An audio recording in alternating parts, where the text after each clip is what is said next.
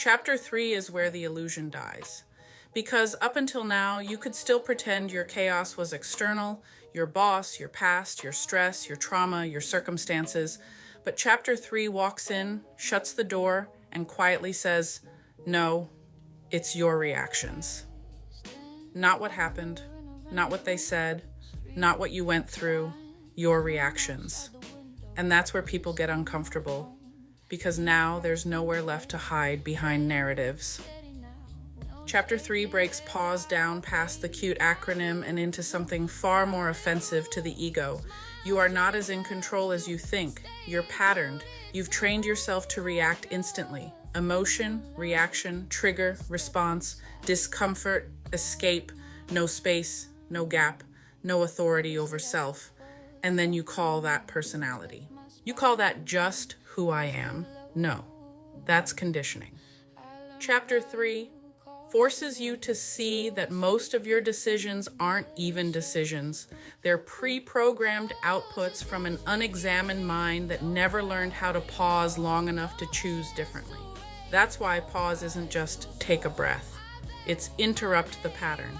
Because the real danger isn't the big dramatic mistakes. It's the thousands of tiny automatic reactions you never questioned. The tone you snapped with. The message you sent too fast. The assumption you made without verifying.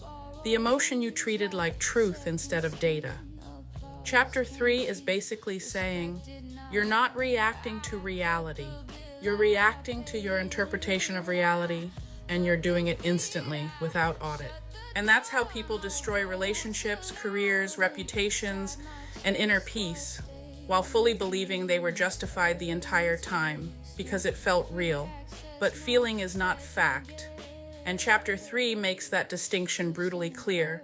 It teaches that pause is the gap between stimulus and response, and that gap is the only place your power actually exists. Not in your intelligence, not in your intentions, not in your past, in the gap. And if you don't create that gap on purpose, your impulses will fill it for you. That's the part most people skip. They want peace, but they don't want discipline. They want clarity, but they don't want to question themselves. They want better outcomes, but they refuse to slow down the process that's producing bad ones. So they keep reacting and reacting and reacting, calling it life when it's really just lack of control.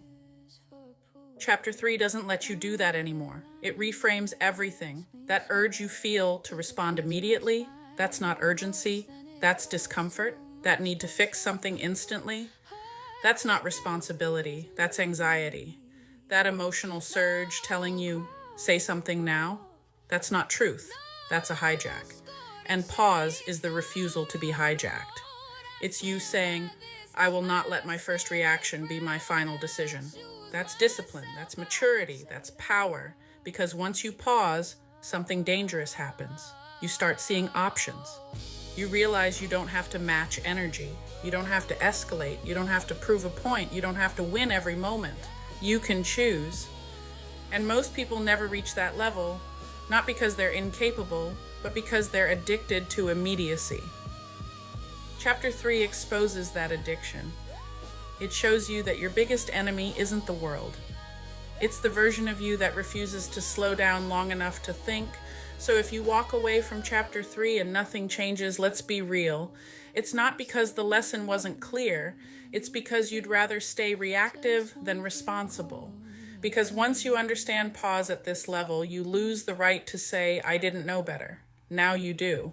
And from this point forward, every reaction is either a choice or a confession that you still don't control yourself.